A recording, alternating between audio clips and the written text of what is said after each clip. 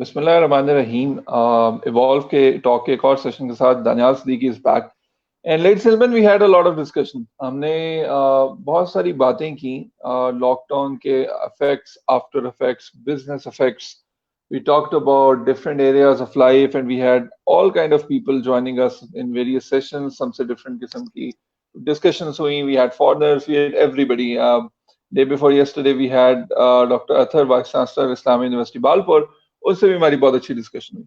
अच्छा, एक बहुत इंपॉर्टेंट टॉपिक था जिस पे मैं काफी बात करता हूँ और मैं चाह रहा था कि मैं पाकिस्तानी पर्सपेक्टिव जो है वो हम बयान करें. We had one of the psychologists from UK, but I thought it's very important to understand what is the Pakistani concept for it and how mental health is something, an extremely important topic.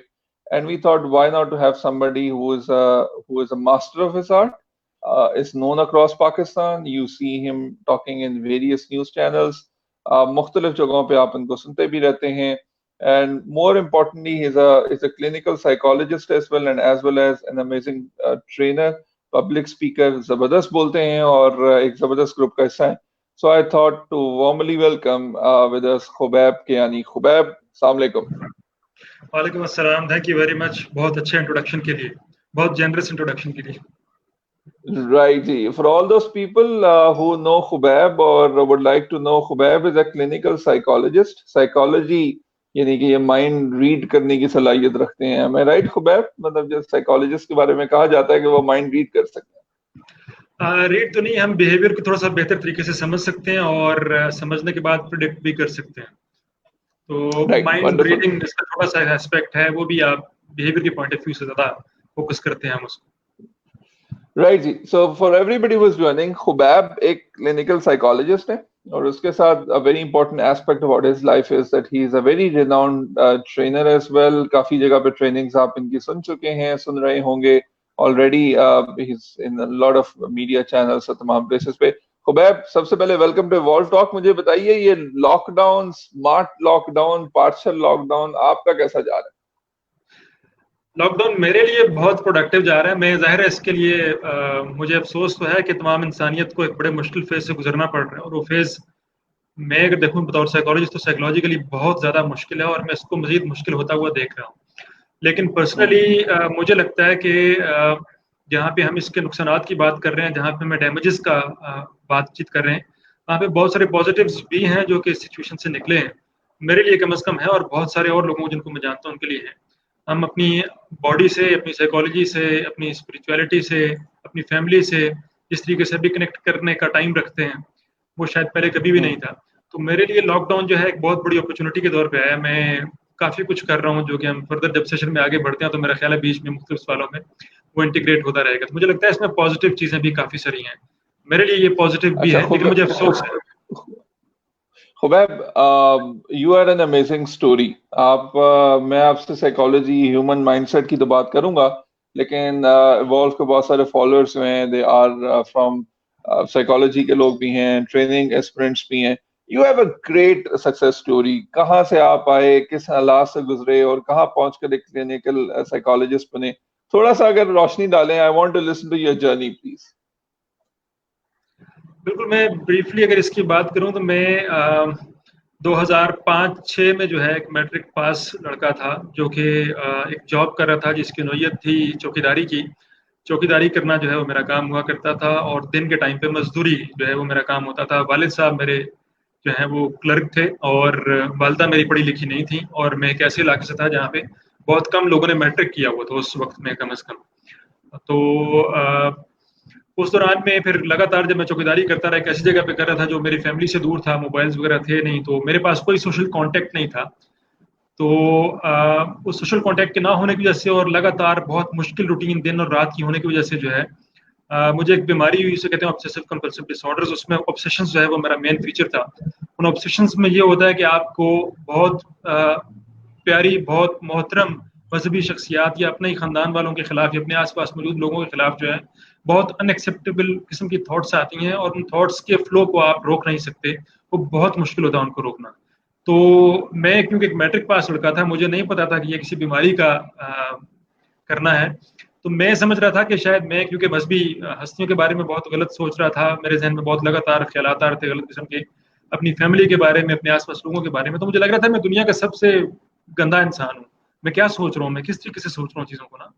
तो मैं job वगैरह छोड़ के वापस आया घर में, लेकिन घर में हालात ऐसे थे कि मुझे जॉब पे वापस जाना पड़ा। फिर वहाँ पे मैंने सुसाइड अटेम्प्ट करने की कोशिश की, जो कि अटेम्प्ट होने से पहले ही कुछ मिनट्स पहले जो है वो पकड़ी गई और मुझे वापस घर भेज दिया गया। तो मुझे एक हॉस्पिटल में एडमिट करवा दिया गया लाहौर के अंदर। और वहाँ पे एडमिशन के दौरान में साइकोलॉजिस्ट का एक पैनल बैठा, 3-4 लोगों का गालिबन। उन 3-4 लोगों ने मिल के 2-4 मिनट मुझसे बात की और उन्होंने कहा जी कि उनमें साइकेट्रिस्ट भी थे। उन्होंने कहा जी ये लड़का अपने लिए भी खतरनाक है और दूसरों के लिए भी खतरनाक है। तो उन लोगों ने क्या किया, उन्होंने मुझे एक ऐसी आइसोलेटेड वार्ड में जहाँ पे एक ही बंदा होता है, वहां पे उन्होंने मुझे बंद कर दिया कि अपने आप को या दूसरों को नुकसान पहुंचा सकता है। मैं ऑनेस्टली बताऊं तो ऐसा कुछ भी नहीं था, और मुझे उस वक्त तक आइडिया हो चुका था कि ये एक बीमारी है और मैं इससे गुजर रहा हूँ। और I was looking for support. Matric pass होने के बावजूद भी I was looking for support कि मुझे कोई कहे कि यार तुम कर सकते हो तो मैं कर लूँ। तो उसी दौरान में बहुत सारी तकलीफ, बहुत सारा सोशल आइसोलेशन जो है वो मैंने देखी। बहुत सारे सख्त रवैये आसपास के लोगों के, इस माशरे में मेंटल हेल्थ की सर्विसेज प्रोवाइड करने वाले लोगों के। और मुझे अच्छे तरीके से याद है, एक दिन मेरे फादर आए। मेरे फादर बहुत ज़्यादा केयरिंग आदमी है, उनके बड़े ख्वाब थे अपने बच्चों को लेके, और एक ख्वाब उनका उनके सामने मर रहा था जो कि मैं था। और उसमें उन्होंने मेरे डॉक्टर को मेरे बेड के पास खड़े होकर पूछा जी कि बताएं मेरा बच्चा ठीक हो जाएगा। तो डॉक्टर ने कहा जी कि आपका जो हम सोशो इकोनॉमिक बैकग्राउंड है और उस बच्चे के जो इस वक्त सिम्टम्स हैं, लग रहा है कि बहुत मुश्किल होगी और हो सकता है कि बहुत लंबा जाए और हो सकता है कि हम कुछ ज्यादा मदद ना कर पाए, आपको कहीं और लेके जाना पड़े। तो मेरे फादर जो है वो रोना शुरू हो गए इस चीज को लेके। और मैं पहले से रो रहा था उस दिन। मैं अपने फादर से डॉक्टर के आने से पहले झगड़ चुका था कि आपने मुझे यहाँ पे बंद करवा दिया और यू आर नॉट इंटरेस्टेड। उस टाइम पे मैं बहुत जज्बाती था, हालांकि वो अपने बेहतरीन जो जानते थे उसके मुताबिक वो कर रहे थे। तो मैंने कहा जी आप मुझे ठीक करने में इंटरेस्टेड नहीं है, मैं लड़ चुका था। और हमारी एक बड़ी अच्छी, और मेरे फादर ने मुझे बड़े प्यार से रोते हुए गले लगाया था कि यार नहीं, ऐसा कुछ नहीं है, हम आपको बेहतर करने के लिए यहाँ पे लेके आए। खैर वो डॉक्टर के कहना और वो जो पहले से हमारी हीटेड डिबेट हुई हुई थी, उसमें फादर मेरे सामने रो रहे थे, डॉक्टर, फिर फादर मेरे रोना शुरू हो गया, उनकी बेबसी का एहसास बहुत बढ़ गया। तो अपने फादर को रोता हुआ देखना, और उसी दिन बाय चांस कहिए एक किताब थी, मुझे आज भी याद है उस किताब का कवर। वो किताब थी एक, उसके ऊपर पहाड़ बना हुआ था गालिबन सफेद रंग का, और ब्लू बैकग्राउंड की किताब थी, और उसके ऊपर लिखा हुआ था शाबाश तुम कर सकते। ये किताब लिखी हुई थी कैसर अब्बास साहब ने और आरिफ अनीस साहब ने, जो मेरे मेंटोर हैं अब, और मैं उनकी बहुत ज्यादा इज्जत करता हूँ। तो वो किताब जो है, मुझे मेरे बड़े भाई जो हैं शुएब कियानी साहब, उनको किताबें पढ़ने का बहुत शौक था। उन्होंने मुझे ला के दी, यार ये तुम पढ़ो। उन्होंने भिजवाई मेरे तक। तो वो किताब पढ़ते हुए थोड़ा बहुत जो आप कहें कि मुझे लगा कि यार कुछ हो सकता है, बहुत सारे और लोग पहले इस तरह के हालात से गुजरे हैं और इस किताब के अंदर लिखा हुआ कि हो सकता है। और जो लिखने वाले हैं ये बड़े रिस्पेक्टेड लोग हैं, इनके बड़ा एक्सपीरियंस है, पीछे उन दोनों का तारुफ भी लिखा हुआ था। तो मैंने कहा यार अगर इन्होंने लिखा हुआ है और ऐसे हुआ है पहले, तो एक बार अगर हो चुका तो दोबारा भी किया जा सकता है। तो बस उस किताब का आप कहिए कि कंट्रीब्यूशन और मेरे फादर की सिचुएशन मेरे सामने, और मैंने जो डॉक्टर्स का रवैया देखा, वो सारा कुछ मिल के और जो तकलीफ में पिछले कुछ ऐसे सता आ रहा था, वो सारा कुछ मिल के जो है मुझे उस मोमेंट पे लेके आया, जहाँ पे मुझे लगा कि यार मुझे खुद साइकोलॉजिस्ट बन जाना चाहिए, इस तरह नहीं फिरते रहना चाहिए कि कौन मेरी हेल्प करेगा। तो उस हॉस्पिटल से मैंने, वो जो मेरी वार्ड थी जहाँ पे मैं अकेला बंद था, उस वार्ड में वॉशरूम भी वार्ड के उस रूम के अंदर ही होता है जहाँ पे आप बंद होते हैं। उस वॉशरूम के रोशनदान से जो है, मुझे याद है 8-9 फुट ऊंचा रोशनदान था, वहां से मैंने छलांग लगाई और मैं उस हॉस्पिटल से भाग गया। और अच्छा। और जब मैं भागा वहां से, तो मुझे याद है जब मैंने रोशनदान से सर बाहर निकाला, तो सामने पीछे जिस साइड से मैं छलांग लगानी थी, उस साइड पे दूसरी वार्ड को कोई बंदा जो है मुझे देख रहा था। तो मैंने इस रोशनदान के साथ ही छोटा सा शीशा था, उसको साफ करना शुरू कर दिया कि मुझे शीशा साफ करने की जॉब मिली हुई। तो जैसे उस साइड भी हुआ, खैर मैंने छलांग लगाई वहां से और मैं भाग गया वहां से। कपड़े मैंने वही मरीजों वाले पहने हुए थे और मुझे उन्होंने पकड़ लेना था उस हॉस्पिटल के अंदर से। उनको पता चल जाना था कि साइकेट्री वार्ड का बंदा निकला हुआ है, बाहर निकला हुआ है। तो मैंने, मुझे याद है एक स्वीपर कॉलोनी थी उस हॉस्पिटल के बाहर ही, जहाँ पे सफाई करने वाले अफराज जो हैं वो रहा करते थे, हमारे दोस्त। तो वहां पे एक साहब को मैंने बड़ी मिन्नत की, मैंने कहा जी मुझे किसी तरीके से एक फटी हुई आप पैंट दे दें और एक शर्ट दे दें, मैंने यहाँ से भागना है। तो उन्होंने मुझे, मेरे पास जूते थे चमड़े के, अच्छे जूते होते हैं जो वार्ड में देते हैं वो, उन्होंने उन जूतों के बदले मुझसे बार्गेन कर लिया, ठीक है मैं आपको एक फटी हुई पैंट और एक फटा हुआ जूता भी देता हूँ, तो मैंने फटी हुई पैंट, फटे हुए जूते पहने और शर्ट ली एक पुरानी सी, और मैं वहां से भाग आया। और मैंने अब्बा को घर आके कहा कि मैं तो साइकोलॉजिस्ट बनना है। अब्बा ने कहा, अब्बा को मुझ पर प्यार भी आया और गुस्सा भी आया।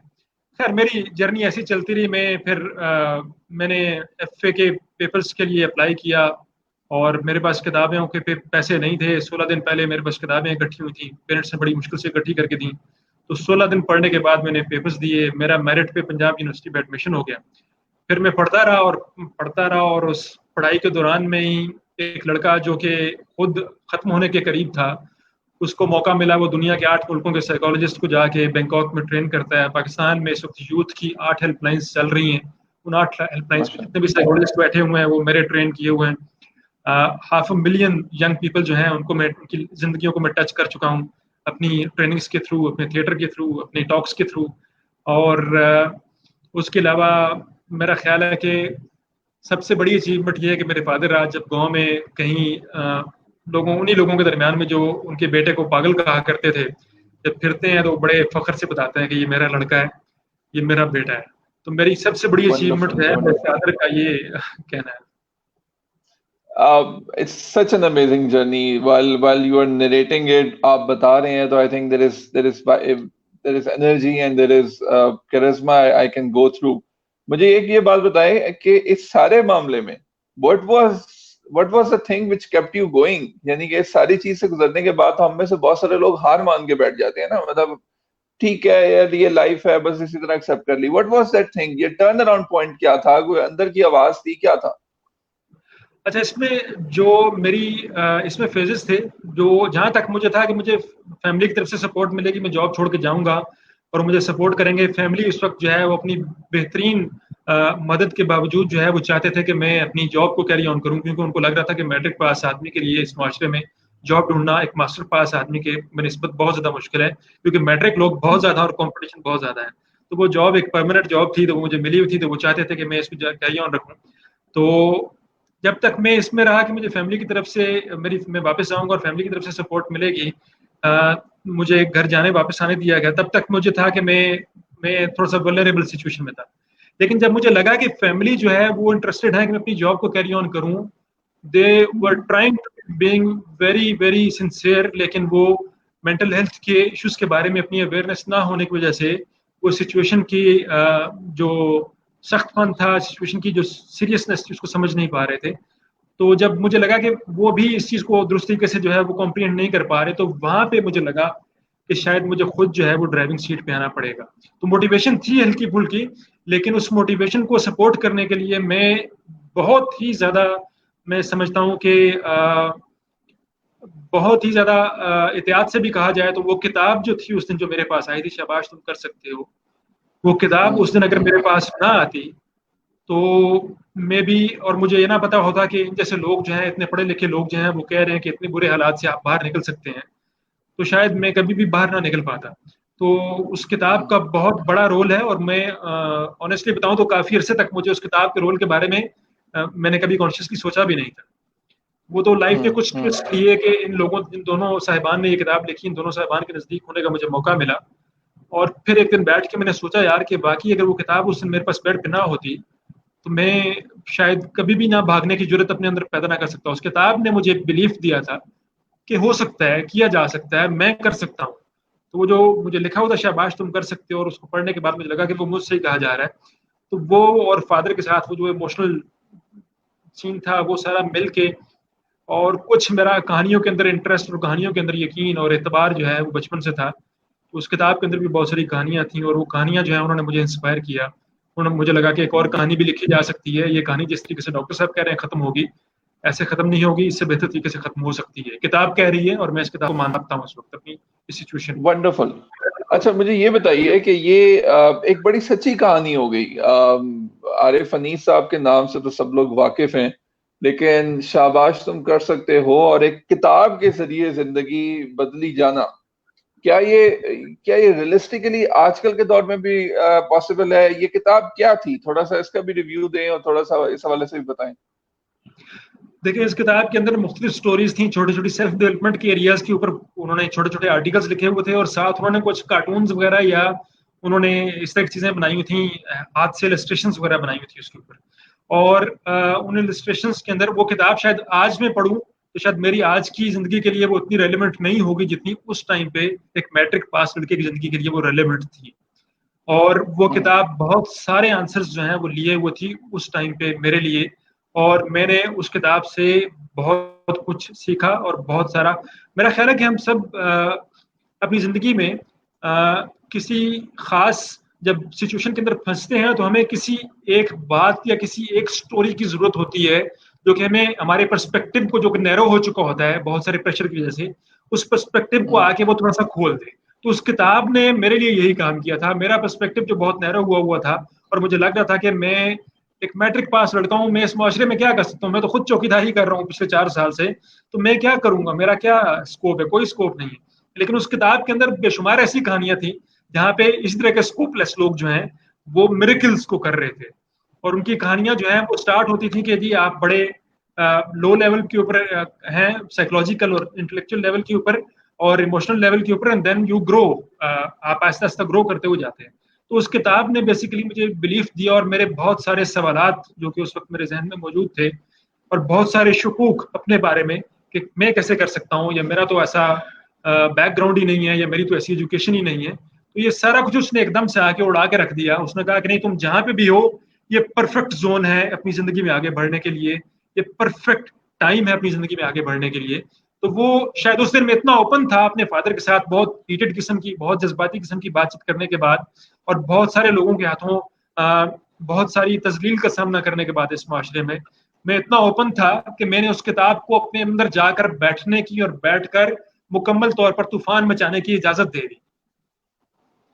तो वो किताब जो है वो रेलेवेंट होगी मेरे लिए। वो मेरे समझता हूँ कि किसी भी चीज ये मैं इसी किताब का, सॉरी कतक कलाम माफ, मैं इसी किताब का फिर जिक्र भी करता चलूं कि शाबाश तुम कर सकते हो और आई एम पॉसिबल के जो खालिक हैं Arif Anees Malik, he will be with us इंशाल्लाह ऑन 22 तो फिर हम आप जैसी इंस्पायर्ड स्टोरी का भी बड़ा जिक्र करेंगे। अच्छा, for all this people who are joining, you can drop in questions in the comment section और इन क्वेश्चंस को हम लाइव लेंगे। There are different people who are joining and asking questions. हमारे पास एक क्वेश्चन है जी अमन का, visiting a psychologist is considered a social taboo in many parts of Pakistan. Still, many people need help. How this issue can be catered? क्या आप समझते हैं कि ये इनका क्वेश्चन बड़ा वैलिड है कि साइकोलॉजिस्ट से मदद लेना एक सोशल टैबू है? मतलब ये इसको समझा जाता है, ओ ये क्या हो गया, साइकोलॉजिस्ट की मदद की क्या जरूरत है, बल्कि एक नॉर्मल बात है। इस पे थोड़े से, इस टॉपिक पे भी हम आ रहे हैं, मेंटल हेल्थ के भी टॉपिक पे आ रहे हैं, तो इस क्वेश्चन से आगाज करते हैं उस डिस्कशन का। तो प्लीज खुबैब। जी बिल्कुल, ये आज भी है। मैं अमन की बात से बिल्कुल एग्री करता हूँ कि हमारे माशरे में मेजॉरिटी के लिए आज भी साइकोलॉजिस्ट के पास जाना जो है वो एक टैबू है, वहां तक पहुंचना। और वो टैबू जो है वो सोसाइटी के लेवल पे नहीं है, वो हमारे अपने इंडिविजुअल के लेवल के ऊपर भी है। हमारे पास बहुत सारे क्लाइंट्स आते हैं जिनको सोसाइटी नहीं रोक रही होती, जिनको फैमिली नहीं रोक रही होती, लेकिन वो खुद समझ रहे होते हैं कि मैं कैसे जा सकता हूँ साइकोलॉजिस्ट के पास, मैं कैसे जा सकती हूँ साइकोलॉजिस्ट के पास। तो उसकी वजह क्या है? उसकी वजह यह है कि हमारे माशरे में साइकोलॉजिकल इश्यूज जितने भी हैं, हमारा मुआशरा, मैं अपने मुआशरे को सहल पसंद मुआशरे के तौर पर जानता हूँ। हम हर जगह पे आसानी की तलाश में रहते हैं और शॉर्टकट्स जो हैं वो हमें अच्छे लगते हैं। तो मेंटल हेल्थ के लिए भी हमने शॉर्टकट ढूंढा है सारे मुआशरे ने मिलकर। वो शॉर्टकट क्या है? वो ये है कि हम मेंटल हेल्थ इश्यूज जितने भी हैं, चाहे वो बहुत माइल्ड लेवल के हों या बहुत सिवियर लेवल के हों, उनके लिए हमने एक लफ्ज ढूंढ लिया और वो लफ्ज है पागल। और जो मेंटल हेल्थ इश्यूज के प्रोफेशनल्स हैं जो कि मेंटल हेल्थ इश्यूज को डील करते हैं, उनके लिए भी हमने एक लफ्ज ढूंढ ली है, वो है पागलों का डॉक्टर। तो जब आपने तमाम इश्यूज को पागल कह दिया और तमाम जो मेंटल हेल्थ प्रोफेशनल्स हैं उनका आपने पागलों का डॉक्टर्स कह दिए, तो फिर उसके बाद टैबू बनता है लोगों का आना यहाँ पे और उस सर्विस को लेना और सारे लोगों के सामने किसी साइकेट्रिस्ट या साइकोलॉजिस्ट के ऑफिस में दाखिल होना और फिर वहां से निकलना, ये एक प्रेशर बन जाता है अच्छा खासा। तो इसके लिए एजुकेशन की जरूरत है। एजुकेशन जो है वो मेरा ख्याल है कि हमें टीवी पे रिलाई नहीं करना चाहिए, हमें सोशल मीडिया पे रिलाई नहीं करना चाहिए, हमें बाकी जो सेकेंडरी टूल्स हैं इन पर रिलाई नहीं करना चाहिए। वो एजुकेशन हमारी बुक के अंदर मौजूद होनी चाहिए। हमारी बुक्स के अंदर बच्चों को जब आप पढ़ाते हैं तो वहां पे आपको बता देना चाहिए किसी स्टोरी की मदद से या बिल्कुल थियोरी की सूरत में कि जिस तरीके से बाकी तमाम तरह की सेहत की प्रॉब्लम्स जो है उनके लिए किसी डॉक्टर के पास जाना होता है, उसी तरीके से जब आप जहनी किसी भी तकलीफ का शिकार होते हैं तो उसके लिए जो डॉक्टर्स होते हैं वो साइकोलॉजिस्ट या साइकेट्रिस्ट होते हैं, और उनके पास आपको दुरुस्त वक्त पे टाइम पे चले जाना चाहिए। अगर आप देर करेंगे तो देर करने की वजह से आपका बहुत ज्यादा नुकसान जो है वो हो सकता है, और आप ना सिर्फ अपने आप को बहुत सारी डिसअपॉइंटमेंट्स की तरफ धकेल रहे होते हैं, बल्कि आप उस मेंटल हेल्थ प्रोफेशनल के लिए भी बहुत सारी ट्रबल का बायस बनते हैं। ये मैं क्यों कह अच्छा, रहा मेरा हूँ, मैं खुबैब यहाँ इसको थोड़ा सा थोड़ा क्वेश्चन सा है। आम लोगों को जरा थोड़ा सा मेंटल हेल्थ के वाले से क्लैरिफाई करें। I think people need to understand के नाउ दिस इज हम इस सेंचुरी की बात कर रहे हैं, तो what actually mental health is, और क्यों एक इसको आम बीमारियों की तरह या आम चीजों की तरह ट्रीट करने की हमें जरूरत है। देखिए, मेंटल हेल्थ सादा तरीन लफ्जों में मेंटल हेल्थ ये है कि आप अपनी लाइफ में जितने भी आपके वाइटल एरियाज हैं उन सारे एरियाज के अंदर अपनी लाइफ में आप प्रॉपरली फंक्शन करने के काबिल हों। आप अपने फोकस को, अपने जो भी आपकी मेंटल कैपेसिटीज हैं उनको आप पॉजिटिवली उनको अच्छे तरीके से जो है वो यूज करने की स्टेट के अंदर मौजूद हों, और आपकी लाइफ के मुख्तलिफ एरियाज, मिसाल के तौर पे एकेडमिक एरिया है, फैमिली का एरिया है, प्रोफेशनल एरिया है, या इंटेलेक्चुअल एरिया है, या इमोशनल एरिया है, इन सारे एरियाज में जो है आप अच्छे तरीके से जो है वो अपने काम को कर पा रहे हो, फंक्शन कर पा रहे हो, तो आप मेंटली हेल्दी होते हैं। और अगर इन सारे एरियाज में से ज्यादा एरियाज में आप काफी पिछले अरसे से हम सेफ कह के कह सकते हैं कि अगर आप, जनरली हम बात कर रहे हैं लेकिन मुख्तलिफ डिसऑर्डर्स के लिए मुख्तलिफ दुरानी है, लेकिन हम जनरली बात कर रहे हैं कि अगर आप कोई 1 महीने से 6 महीने के लंबे अरसे तक आप जो है वो स्ट्रगल कर रहे हो किसी एरिया में, तो फिर आपको हेल्प की जरूरत होती है, और आपको उस हेल्प के लिए साइकोलॉजिस्ट के पास या साइकेट्रिस्ट के पास जाना चाहिए। Absolutely agree. इसमें कुछ दूसरी राय नहीं है कि एक सर्टेन टाइम पीरियड के बाद जो है आपको हेल्थ या वर्किंग अंदर लेना चाहिए। एक बड़ा अहम सवाल है जो हमारी शाजिया बुखारी पुट कर रही हैं, she is saying what are the main steps to take care of depression. पहले तो खुबैब ये बताइए डिप्रेशन होता क्या है, किस किस तरह से किसी को पता लगे कि यार मैं डिप्रेशन में हूँ। ये बड़ी एक अहम बात है, प्लीज इसको जरा क्लैरिफाई करें। कुछ सिम्टम्स होते हैं और अगर इर्द गिर्द रहने वाले लोग भी अंडरस्टैंड कर सकें कि ये डिप्रेशन में है, उसको इस अंदाज में ट्रीट करें। थोड़ा ये डिप्रेशन के वर्ड को क्लैरिफाई करें। देखिए, डिप्रेशन का लफ्ज जो है ये बड़ी बेहतियाती से यूज होता है हमारे माशरे में। बेहतियाती से मुराद ये है कि कोई भी फर्द जो है जो लो फील कर रहा है वक्ती तौर पे, वो कहना शुरू कर देता है कि मैं बहुत डिप्रेशन का शिकार हूँ।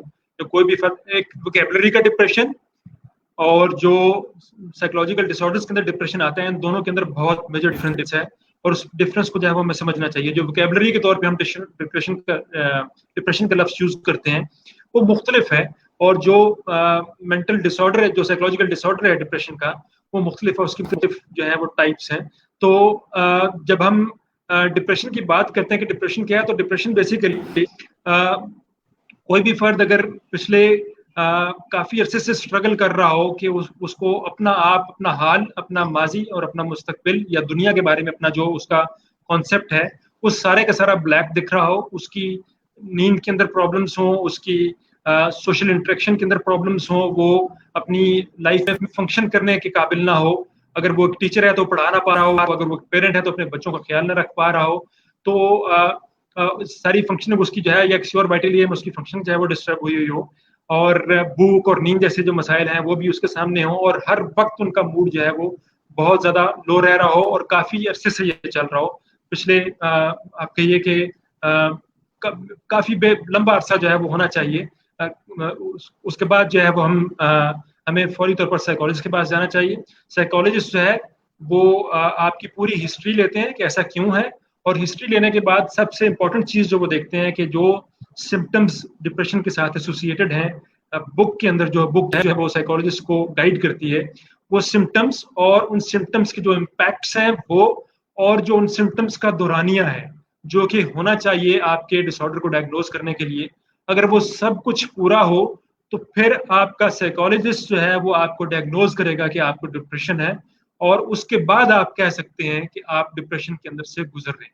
उससे पहले आप बेहतियाती में वोकैबुलरी के तौर पे यूज कर सकते हैं कि जी मैं बड़ा डिप्रेशन का शिकार हूँ, लेकिन जब तक आप एक मेंटल हेल्थ प्रोफेशनल के पास जाके इतने फिल्टर्स का मैंने जिक्र किया है, इन सारे फिल्टर से गुजरते हुए आपका केस इन सारे फिल्टर से गुजरते हुए फिट बैठता है, और आपको आपका साइकोलॉजिस्ट बताता है, आपके साइकेट्रिस्ट बताता है कि आप जो है डिप्रेशन का शिकार हैं और आपके डिप्रेशन की नोयत इस तरह की है, तो उसके बाद आप बाकायदा तौर पर कह सकते हैं कि जी मैं डिप्रेशन की प्रॉब्लम से गुजर रहा हूँ या गुजर रही हूँ।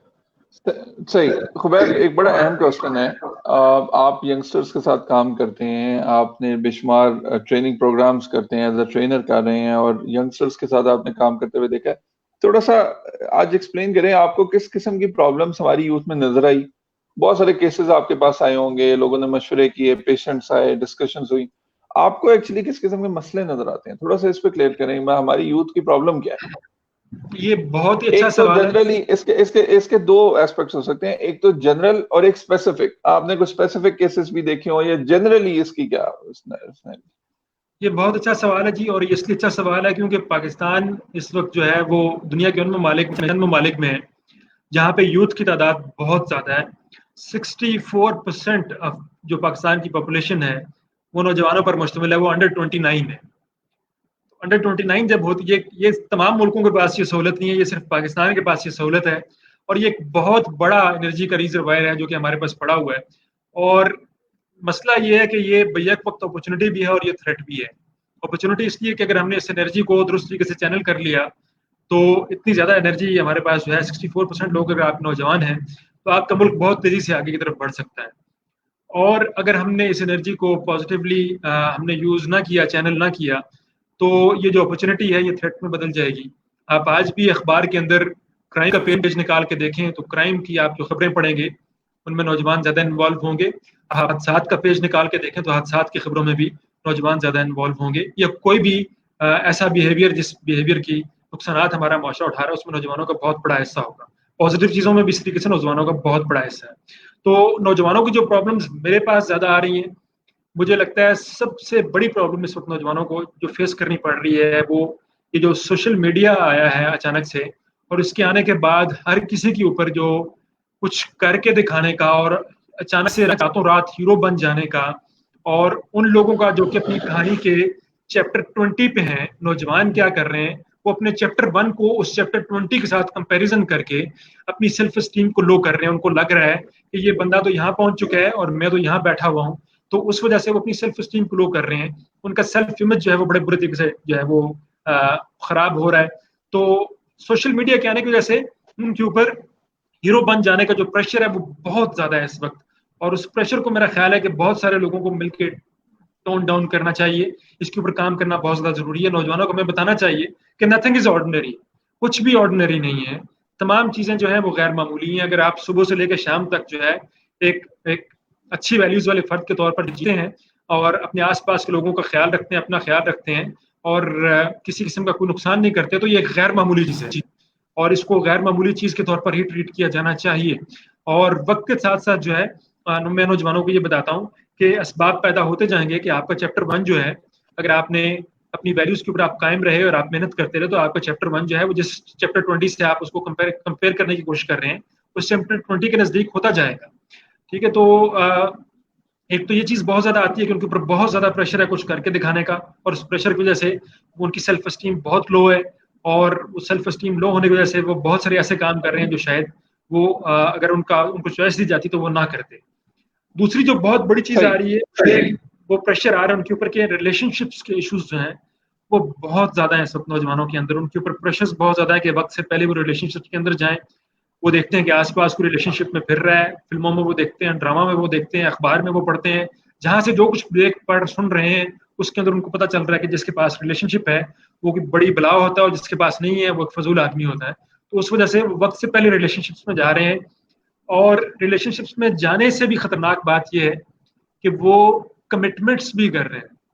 एक बच्चा जो कि 100 रुपए अब्बा से लेके यूनिवर्सिटी आता है पब्लिक ट्रांसपोर्ट में बैठ के, और वो एक बच्ची को यूनिवर्सिटी में जब ये कहता है कि मैं तुमसे जिंदगी भर का वचन देता हूँ कि मैं तुम्हें संभाल के रखूंगा, तुम्हारा ख्याल रखूंगा, तो ये शायद गलत हो रहा है, ये यकीनन गलत हो रहा है। ऐसा कुछ नहीं होना चाहिए। नौजवानों को हमें एजुकेट करना चाहिए कि आपका एक दूसरे के लिए इस उम्र में, जिस उम्र में हम होते हैं, अपने पार्टनर की तलाश के बारे में हल्का फुल्का सोचना स्टार्ट कर देना, ये दुरुस्त चीज है, कोई बुरी चीज नहीं है।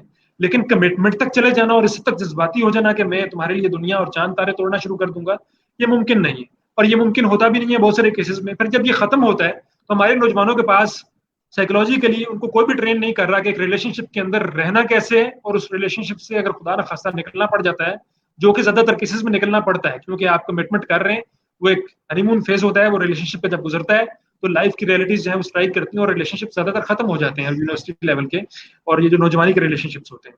तो जब निकलते हैं तो फिर वो क्या करते हैं, वो सोशल मीडिया उनके पास है तो वो अपने उन्हीं पार्टनर्स को जिनके लिए कल वो तारे तोड़ने की बातें कर रहे थे, वो उनको खराब करना शुरू कर देते हैं, उनके इमेज को डिस्टॉर्ट करना शुरू कर देते हैं पब्लिक के सामने, और उनके बारे में गलत चीजें भेजना शुरू कर देते हैं। उनकी तस्वीर जो उनके पास होती हैं, जो उन्होंने इंटीमेट लम्हात में, जज्बाती लम्हात में जो है वो शेयर की होती हैं, वो आना शुरू हो जाती हैं। बाज जगहों पे मैं बदकिस्मती से ऐसे क्लाइंट से डील कर चुका हूँ जहाँ पे लोगों को सुसाइड्स करनी पड़ी इस वजह से। हम नहीं बचा पाते उनको क्योंकि सिचुएशन बहुत आगे जाके हमारे तक पहुंचती है जहाँ पे हमारे करने के लिए कुछ भी नहीं होता। तो बाज़ जगहों पे जो है वो तेजाब का मामला हो जाता है, बाज़ जगहों पे वायलेंस हो जाता है। तो ये बहुत सारी चीजें जो है वो इससे अंदर आती हैं। मेरा ख्याल है दो चीजें बहुत इंपॉर्टेंट है, यही कि एक, आप नौजवानों को बताएं कि आप अगर अपनी लाइफ में सुबह से लेकर शाम तक एक अच्छे फर्द के तौर पर जी रहे हैं तो ये गैर मामूली बात है, बहुत ही गैर मामूली बात है। आप एक हीरो हैं, हमें उनके लिए हीरो को रीडिफाइन करना पड़ेगा। हीरो वो नहीं है कि जाके जाके गाड़ियां 25 गाड़ियों के ऊपर से गाड़ी गुजारे, कोई हीरो नहीं है, बल्कि एक आम दिन गुजारने वाला 9 to 5 जिंदगी जीने वाला फर्द भी जो है वो हीरो है, और वो एक्स्ट्रा ऑर्डिनरी है। तो एक तो इसके ऊपर बात होनी चाहिए, दूसरा रिलेशनशिप्स के बारे में उनकी एजुकेशन बहुत ज्यादा होनी चाहिए, और तीसरा उनको हमें बताना चाहिए कि जो एजुकेशन है उनकी, उस एजुकेशन के ऊपर रिलाई करते हुए आप जॉब्स की तरफ मत जाएं कि जी आपकी एजुकेशन या आपकी डिग्री है वो आपको गारंटी करेगी कि आपको जॉब मिलेगी। मैंने जितने भी लोगों को जॉब्स के अंदर जाते हुए देखा है, जॉब्स को ग्रैब करते हुए देखा हुआ है, वो सारे वो लोग हैं, ज्यादातर वो लोग हैं जो कि सेल्फ एजुकेशन पर रिलाई करते रहे हैं जॉब्स के लिए। यूनिवर्सिटी की एजुकेशन जो है वो बेसिकली मेरा ख्याल है कि पाकिस्तान में उसमें अभी बहुत ज्यादा बेहतरी की गुंजाइश है। अच्छा, एक बड़ा अहम सवाल है खुबैब के यूनिवर्सिटीज के अंदर एक कॉन्सेप्ट अभी लेटेस्ट स्टार्ट हुआ है which is called counsellors, counselling करना, मतलब कि डिफरेंट किस्म की। एक क्वेश्चन सामने पुट हुआ है कि ये काउंसलर और साइकोलॉजिस्ट में क्या डिफरेंस है, और इसको थोड़ा सा क्लियर करें। और ये यूनिवर्सिटीज और इदारों के अंदर काउंसलिंग, करियर काउंसलिंग तक तो की जाती है, लेकिन मेंटल हेल्थ की काउंसलिंग के ऊपर भी कोई काम हो रहा है या आपने होते हुए देखा है इदारों के अंदर? देखिए, बहुत ही कम इदारे हैं जो कि इस पर काम कर रहे हैं। ज्यादातर लोग जो है, जब आप काउंसलिंग की बात करते हैं एकेडमिक इंस्टीट्यूशंस के अंदर, तो वो काउंसलिंग जो है वो महदूद है। वहाँ पे जो काउंसलर्स बैठे हुए हैं वो भी महदूद हैं, उनकी स्किल्स महदूद हैं एकेडमिक एरिया से जुड़े हुए इश्यूज के बारे में काउंसिल करने के हवाले से। बस वो सिर्फ इस एरिया के हवाले से काउंसलिंग कर सकते हैं, लेकिन एक नौजवान जो यूनिवर्सिटी के अंदर पढ़ रहे होते हैं वो बाज़ औक़ात फीस ना होने की वजह से भी ट्रबल का शिकार होते हैं, बाज़ औक़ात को रिलेशनशिप्स के भी ट्रबल का शिकार होते हैं, बाज़ औक़ात जेन्युइनली किसी बीमारी के, साइकोलॉजिकल डिसऑर्डर के सिम्टम्स भी उनके अंदर आना शुरू हो जाते हैं। वो भी किक इन कर जाती है यूनिवर्सिटी के एजुकेशन के दौरान में। तो काउंसलर्स जो हैं, अगर हम जो हमारे एकेडमिक इंस्टीट्यूशन के अंदर बैठे हुए काउंसलर्स हैं, उनमें बाज़ लोग वो भी हैं जिन्होंने एजुकेशन की डिग्री ली है, और एजुकेशन की डिग्री लेने के बाद काउंसलिंग से हवाले से कुछ ट्रेनिंग्स उन्होंने ली हैं, और वो जो है वो वहाँ पे काम कर रहे हैं और वो अच्छा काम कर रहे हैं। लेकिन साइकोलॉजिस्ट की जब हम बात करते हैं तो साइकोलॉजिस्ट समवन के जो कि अपनी एजुकेशन जो है उसको कंप्लीट करता है। पाकिस्तान में साइकोलॉजिस्ट के लिए BS ऑनर्स होता है, वो आप अप्लाइड साइकोलॉजी के अंदर करते हैं या आप क्लिनिकल साइकोलॉजी के अंदर करते हैं। कुछ इदारे जो है वो मुख्तलिफ और भी फील्ड्स के अंदर जो है वो अप्लाई करवा रहे हैं, जिस तरीके से ऑर्गेनाइजेशन साइकोलॉजी वगैरह है, या आखिर में जब स्पेशलाइजेशन की फेज आती है तो वहाँ पे आपको ऑप्शंस दिए जाते हैं। तो उसके बाद, लेकिन उसके बाद भी आप डिप्लोमा करते हैं क्लिनिकल साइकोलॉजी का, जिस तरीके से मैंने advance diploma in clinical psychology किया हुआ है, मैंने MPhil किया हुआ है। तो ये क्वालिफिकेशंस हैं, क्वालिफिकेशन के पॉइंट ऑफ व्यू से साइकोलॉजिस्ट जो है वो मुख्तलिफ लोग हैं। और जब हम एकेडमिक काउंसलर्स की बात करते हैं तो वहाँ पे अभी तक हमारे इंस्टीट्यूशंस जो हैं वो मार्जिन उठा रहे हैं कि वो साइकोलॉजिस्ट अगर उनको फर्ज करें उनके एक्सपेंसेस से बाहर है तो वो किसी ऐसे फर्द को ले लेते हैं जो कि इस खास एकेडमिक एरिया से रिलेटेड काउंसलिंग के बारे में थोड़ा बहुत जानते हैं, तो वो उसको भी काउंसलर का टाइटल दे देते हैं। तो टाइटल देना के लिए आज़ाद हैं, वो टाइटल दे सकते हैं, लेकिन साइकोलॉजिस्ट में और काउंसलर जो कि एकेडमिक इंस्टीट्यूशंस के अंदर बैठे हुए हैं जो कि साइकोलॉजिस्ट नहीं है, उनमें फ़र्क है। साइकोलॉजिस्ट समवन जो कि ह्यूमन साइकोलॉजी के अंदर, ह्यूमन बिहेवियर के अंदर जो है वेल ट्रेंड होता है, और उसने तकरीबन 6 से 8 साल लगाए होते हैं इस सारे ह्यूमन बिहेवियर को समझने के लिए, और वो बहुत इसको एक बहुत नाजुक काम के तौर पे जो है वो लेता है या लेती हैं, और बहुत नाजुक अंदाज में इसको करने की कोशिश करते हैं, क्योंकि बहुत ही ज्यादा नाजुक काम है, बहुत ही डेलिकेट जॉब है एक साइकोलॉजिस्ट की जो है। अच्छा खुबैब, आपने एक बड़ा अहम जिक्र किया और टॉपिक थोड़ा सा ऐसा है कि जिस पे जनरली लोग बात नहीं करते।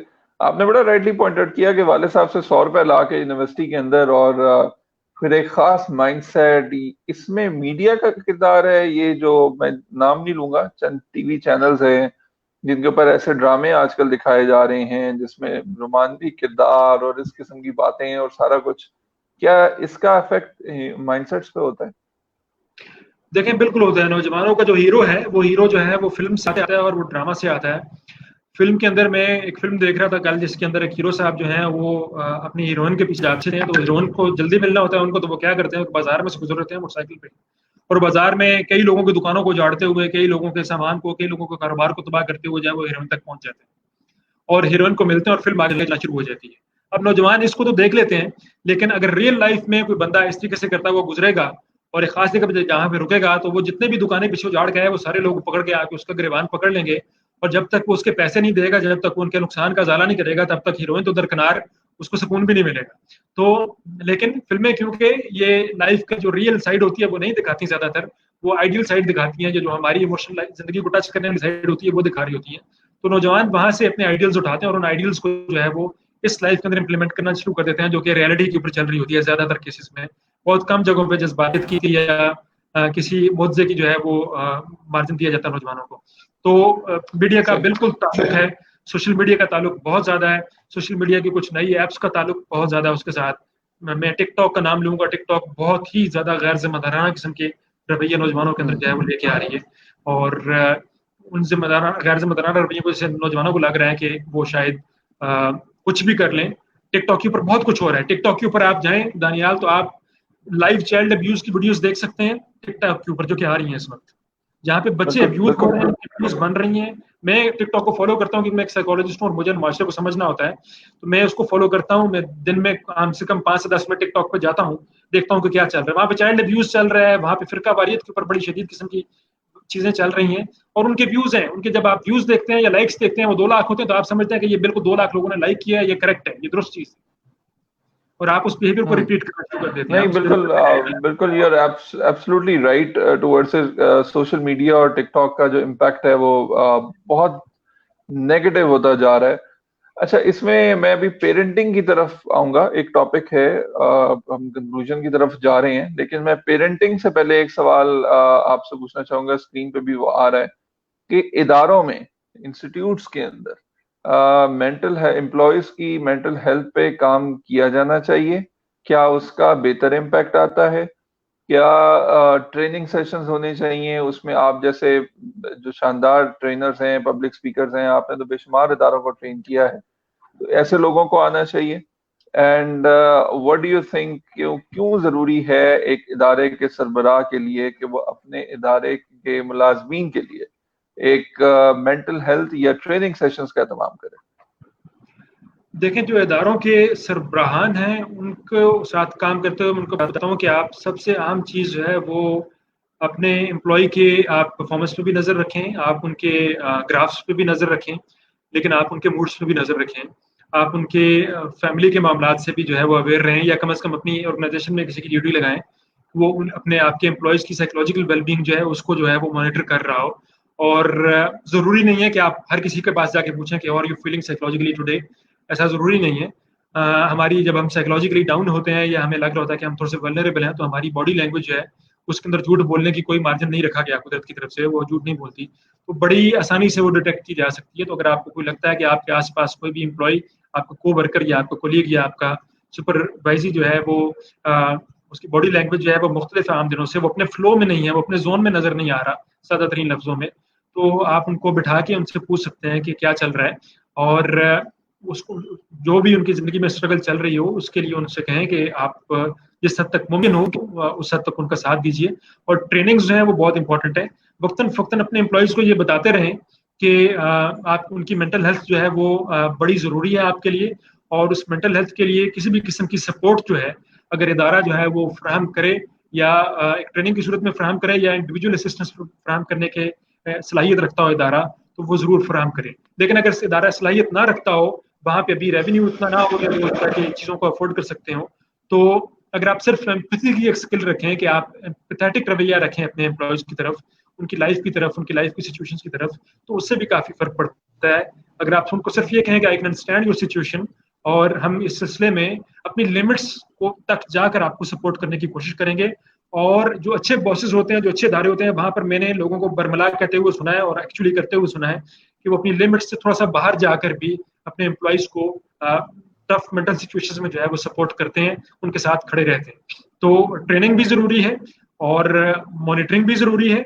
वो मॉनिटरिंग सिस्टमेटिक भी हो सकती है कि आप एक एम्प्लॉय इस तरह का रख लें जो कि आपके एम्प्लॉयज को जो है वो ट्रेनिंग दे रहा हो और उनको फ्राहम कर रहा हो इस तरह की सर्विसेज, और वो इस तरह की भी हो सकती है कि आप जनरली अपने इदारे के अंदर किसी एक फर्द की हर महीने ड्यूटी लगा दीजिए कि आप मेंटल हेल्थ के हमारे जो है वो इस माह के जो है वो आप हमारे मॉनिटरिंग करने वाले साहब या साहिबा हैं, और आपने नजर रखनी है कि कोई भी फर्द जो है वो डाउन शो तो नहीं कर रहा, उसकी बॉडी लैंग्वेज तो डाउन नहीं है, और अगर है तो आप जो है उनसे खुद भी बात कीजिए और इदारे के सरबराह से भी अगर उनकी बात करवा दें तो वो मुमकिन होगा। अच्छा, मेरा एक क्वेश्चन आपसे जरूर है and I want you to throw some light upon it. Discipline, mental discipline, यानी कि आप मेंटली स्ट्रांग हो, आप एक अपना स्केड्यूल बनाएं, उसके ऊपर काम करें, आपके प्रॉपर वर्किंग मेथोडोलॉजीज हो, स्केड्यूल्स हो, ये कितना जरूरी है फॉर अ सक्सेसफुल लाइफ, और इस पे काम क्यों नहीं कर पाते? यानी कि हम प्लान्स बनाते हैं फिर खत्म हो जाते हैं कुछ अरसे बाद। देखिए अगेन इसमें बड़ी वजह तो यही है कि फिल्म के अंदर जो वो दिखाते हैं वो कहते हैं जी कि हीरो कोई स्केड्यूल नहीं होता, तो नौजवान जो है वो हीरो को वहां से उठाते हैं, वो कहते हैं जी कोई स्केड्यूल नहीं है, हम आजाद हैं, हम जो मर्जी करें जब मर्जी करें। इवन हमारे एड्स आप देखें तो एड्स के अंदर हर दूसरी लाइन जो है, जो जिंगल्स बनते हैं एड्स को नौजवानों के लिए, जितने भी एड्स बन रहे हैं वो नौजवानों के ऊपर फोकस मार रहे हैं, क्योंकि पॉपुलेशन का बहुत बड़ा हिस्सा नौजवान है और उनकी जेबों के अंदर ही वो पैसा मौजूद है जो कि कॉर्पोरेट सेक्टर को चाहिए। तो वो एड्स बनाते वक्त भी ऐसी लाइनें लगा रहे हैं जहाँ पे नौजवानों को ये सिग्नल्स दिए जा रहे हैं। आप टीवी पे बैठते हैं शाम को और आप देखिएगा कोई ना कोई ऐड आपके सामने आ जाएगा जहाँ पे कहा जा रहा होगा मेरा जो दिल करे वो मैं करूँ, और उसके अंदर जाहिर है वो कह रहे हैं कि मैं डिसिप्लिन नहीं रहूंगा। तो डिसिप्लिन बहुत ही ज्यादा इंपॉर्टेंट है लाइफ में। आप जिन लोगों को हीरो समझते हैं, जो फिल्मों के अंदर हीरो होते हैं, जिस हीरो को आप जो कैरेक्टर प्ले कर रहा होता है, वो कैरेक्टर प्ले करने के लिए उस हीरो साहब ने अपनी जिंदगी में बहुत सारा डिसिप्लिन जो है वो खाने पीने के मामले से, अपनी लुक्स के मामले से, अपनी स्किल्स को पॉलिश करने के मामले से, अपनी एक्टिंग की स्किल्स को, अपनी बोलचाल की स्किल्स को, सोशल सिचुएशंस को डील करने की स्किल्स को, तो बहुत सारा डिसिप्लिन होता है उस हीरो के एक्टर को, उस हीरो के रोल को करने के लिए जो साहब कर रहे होते हैं, जो कि एक्चुअल होते हैं। तो वो जो हीरो है वो बहुत सारा डिसिप्लिन करने के बाद जो है वो एक आपके सामने वो रोल कर रहा होता है जिस रोल को राइटर ने लिखा होता है कि वो किसी किस्म का डिसिप्लिन का मुजाहरा नहीं कर रहा होता। तो डिसिप्लिन चाहिए होता है लाइफ में अगर आपको हीरो बनना है। आजकल दिन के हवाले से मेरा ख्याल है बहुत ज्यादा जरूरी है डिसिप्लिन। मैं जितने भी लोगों की कॉल्स ले रहा हूँ वो लोग जो परेशान हैं और जिनकी कॉल्स आ रही हैं जो हमारे ऑफिस तक आ रहे हैं वो लोग हैं जो कि इस वक्त रूटीन लेस दिन गुजारने की कोशिश कर रहे हैं इस तरह की सिचुएशन में। आजकल आपके पास रूटीन नहीं है और इस सिचुएशन से पहले आपके पास एक रूटीन थी। जब आपके पास रूटीन थी तो आपके पास हेल्दी डिस्ट्रैक्शंस थी एक दिन के अंदर से गुजरने के लिए। अब वो हेल्दी डिस्ट्रैक्शंस नहीं है एंड ह्यूमन माइंड जो है उसके पास कोई ऑप्शन नहीं होता कि वो फारिग बैठा रहे और कुछ भी ना सोचे। जब वो फारिग बैठा हुआ है, आपने कोई रूटीन नहीं डेवलप किया आजकल के दिनों के लिए, तो आपका माइंड जो है वो ऐसे ऐसे इश्यूज को लेकर बाहर आ रहा है, ऐसे आपकी वल्नरेबिलिटीज को जिनको आप आमतौर पे हेल्दी डिस्ट्रैक्शंस की वजह से सोचते नहीं है कई सालों तक, कई महीनों तक, वो लगातार आपके पास लेके आ रहा है और आप परेशान हो रहे हैं। और इसलिए मैं समझता हूँ कि डिसिप्लिन बहुत ज्यादा जरूरी है। और अगर हम आज के पॉइंट ऑफ व्यू से देखें तो जिस टाइम पे आप पहले उठते थे तभी उठें। अगर आप उठ के शेव करते तो शेव करें, अगर आप उठ के बात लेते थे बात लें, अगर आप उठ के किसी को कॉल करते थे कॉल करें। तो जो रूटीन आपकी थी वो रूटीन आपकी होनी चाहिए। मैं कह रहा हूँ अपने क्लाइंट से कह रहा हूँ। I agree with this fact as well. अच्छा, एक बड़ा अहम सवाल, रूटीन की आपने बात की, शाजिया बुखारी का सवाल है कि is there any connection to utilise physical fitness to make sure mental health stability? बड़ा अहम सवाल है कि क्या फिजिकल एक्सरसाइजेस का ताल्लुक इंसान की मेंटल हेल्थ से भी होता है? बिल्कुल होता है जी। जब आप फिजिकली एक्टिव रहते हैं तो आपकी जो साइकोलॉजी है वो काफ़ी रिलैक्स रहती है। इसके बारे में बहुत ज़्यादा रिसर्चेस मौजूद हैं कि अगर आपकी फिजिकल एक्टिविटी जारी है तो आपके चांसेस होते हैं कि आप, पहली चीज़, आप साइकोलॉजिकली हेल्दी रहेंगे। एक ऐसे फर्द की बनस्बत जो कि फिजिकल एक्टिविटी नहीं कर रहा और आप कर रहे हैं, तो आपके हेल्दी रहने के चांसेस साइकोलॉजिकली अपनी साइकोलॉजिकल हेल्थ को सस्टेन करने के चांसेस जो हैं वो उस फर्द के बनस्बत बहुत ज्यादा होंगे। ये रिसर्चेस हैं और कबूल रिसर्चेस हैं और काफी ज्यादा हैं, एक नहीं है। उसके बाद अगर आप किसी प्रॉब्लम से गुजर रहे हैं, साइकोलॉजिकल डिसऑर्डर से भी गुजर रहे हैं, तो उसमें भी जो जो फर्द है वे अपनी फिजिकल एक्टिविटी को बरकरार रखने की कोशिश करते हैं, और जो नहीं रखते उनकी भी जो अगर आप मुख्तलिफ हम सिम्टम्स के ऊपर हम उनकी स्कोरिंग्स देखें तो वो स्कोरिंग्स जो है वो मुख्तलिफ होती हैं। वो उनके चांसेस जो अगर फिजिकल एक्टिविटी को कर रहे होते हैं वो ज़्यादा बेहतर होती हैं। उसके पीछे बहुत सारी वजूहत हैं। हम देखें तो बहुत सारे हार्मोन्स का मामलात हैं, मसल्स के खिंचाव के मामलात हैं, जो कि हम एक्सरसाइज के दौरान में करते हैं तो जो हमारे हार्मोन मसल्स जो हैं वो स्टिफ हुए होते हैं, वो स्टिफनेस जो है उनकी खत्म हो जाती है, वो ऑक्सीजन जो उनको एब्जॉर्ब करनी होती है वो बेहतर तरीके से एब्जॉर्ब करते हैं। तो बेसिकली शायद जब आप एक्सरसाइज करते हैं तो आप स्ट्रेस उतना ही होता है आपके ऊपर भी जितना बाकी लोगों के ऊपर होता है, लेकिन आपकी बॉडी जो है, आपके मसल्स जो है वो ज्यादा बेहतर तरीके से रिलैक्स होते हैं ज्यादा प्रेशर लेने के लिए। तो वो प्रेशर जो आम आदमी को जो एक्सरसाइज नहीं कर रहा, वो उसको जो ज्यादा लग रहा होता है वो आपको ज्यादा नहीं लग रहा होता, आप उससे डील कर सकते हैं क्योंकि आपके मसल्स निस्बतन रिलैक्स पोजीशन में होते हैं। आपकी बॉडी पूरी की पूरी एक फिजिकल आप कहिए कि ऑर्गेनिज्म के तौर पे ज्यादा बेहतर तरीके से जो है वो डील करने के लिए तैयार होती है अगर आप एक्सरसाइज करते हैं। तो आप मेंटल प्रॉब्लम से गुजर रहे हैं या हेल्दी हैं, आपको अपनी लाइफ में फिजिकल एक्टिविटी को जो है उसको शामिल रखना चाहिए। दोनों सूरतों में you are in better zone in comparison to the persons जो कि एक्सरसाइज नहीं करते। Right, I agree with that. Because we're coming to the last bit of the session, मैं आखिरी दो सवाल आपसे करूंगा Khubaib. If we want to connect to you, the audience want to connect to you and मतलब आपसे guidance लें, आपसे जो है different sessions arrange करें, what is the best method to find you and where you can be contacted by followers of Evolve?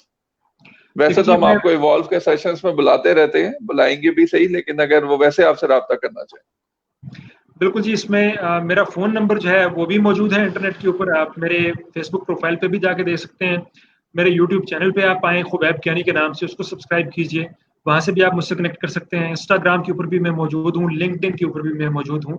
तो उसके अलावा ईमेल जो है वो मेरा liveloveandgrow है @gmail.com, liveloveandgrow@gmail.com, liveloveandgrow@gmail.com। ये मेरा ईमेल आईडी है, और 0333466862 जो है ये मेरा फ़ोन नंबर है, जहाँ पे मुझे व्हाट्सएप पे अगर आप कनेक्ट करें तो मैं ज़्यादा जल्दी जवाब दे देता हूँ। कॉल्स पे थोड़ा सा डिले हो जाता है बाज़-औक़ात मसरूफ़ियत की वजह से। तो ये है जगह जहाँ पे आप मेरे साथ कनेक्ट कर सकते हैं, मेरे काम को फ़ॉलो कर सकते हैं, और मेरे लिए सेशंस भी आप ले सकते हैं। Khubaib, just to conclude the session, wonderful discussion आज हुई है आपने की, आपका पूरा सफर, आपकी life and how from a demotivating life you became a motivator in life. Such a wonderful story it is. मैं कंक्लूड करूंगा आज के सेशन को। I would like to request you कि कोई यूथ जो पाकिस्तान की मोर देन 57% है, इसके नाम आप क्या पैगाम देना चाहेंगे रिगार्डिंग मेंटल हेल्थ? क्या आपकी तरफ से वो कोई 3 ऐसे पैगामात होंगे यंगस्टर्स के लिए जिसको वो अपने साथ रखें तो they can really change their life? Number 1 जी, उनको जो लोग कह रहे हैं कि आप कल के लीडर्स हैं, मैं पाकिस्तान के नौजवान जो हैं उनको कहना चाहता हूँ कि झूठ बोल रहे हैं लोग आपसे, आप आज के लीडर्स हैं। Take your responsibility. आज देखें कि आपका क्या रोल है, आप जिस कम्युनिटी के अंदर रह रहे हैं, और अपना वो रोल प्ले करने की कोशिश करें। नंबर 2, अपनी एजुकेशन को आप प्राइम इंपॉर्टेंस दें, और बाकी सारे एरियाज जो हैं वो खुद ब खुद जो है वो आपको मिलते जाएंगे। जिन चीज़ों के लिए आप इस वक्त भाग रहे हैं एजुकेशन को छोड़ के, वो आपको मिलते जाएंगे। और नंबर 3 जो है वो ये है कि नौजवान जो हैं उनको जो अपनी फॉर्मल एजुकेशन है उसके साथ साथ सेल्फ एजुकेशन जो है उसको बहुत ज़्यादा इंपॉर्टेंस देनी चाहिए। मैं एक लिविंग एग्जांपल हूँ। जो लोग मुझे जानते हैं पहले से, मेरी स्ट्रगल के फेज से और स्ट्रगल के फेज से पहले के भी, मैं इस बात की लिविंग एग्जांपल हूँ कि किताबें पढ़ना और सेल्फ एजुकेशन जो है ये आपकी लाइफ को ड्रामेटिकली चेंज कर सकती है। और मेरी लाइफ से सिर्फ मेरी लाइफ चेंज नहीं हुई, मेरे जानने वालों की, और मैंने बताया आपको कि 500 मिलियन लोगों की लाइफ जो है चेंज हुई है। ये बहुत बड़ी कहानी है जो जिससे अल्लाह ताला ने मुझे ब्लेस किया है, और मैं इसके लिए बहुत ब्लेस्ड फील करता हूँ। और मैं चाहता हूँ कि तमाम नौजवान जो हैं वो इसी तरह की ब्लेस्ड कहानियाँ जो हैं उनको जिएं। तो सेल्फ एजुकेशन बहुत ही ज़्यादा इंपॉर्टेंट है, उसको करते रहें। ज़िंदगी में अप्स एंड डाउन आते रहेंगे, उन अप्स एंड डाउन से घबराएं मत। कोई भी अप एंड डाउन जो है वो हमेशा के लिए नहीं आता। गुनगुनाता जा रहा था एक फकीर, धूप रहती है न साया देर तक। तो ना धूप हमेशा के लिए है, न साया हमेशा के लिए। Wonderful Khubaib. ऐड करना चाहूंगा, मेंटल हेल्थ का कोई भी प्रॉब्लम हो फौरी तौर पर डॉक्टर के पास पहुंचे।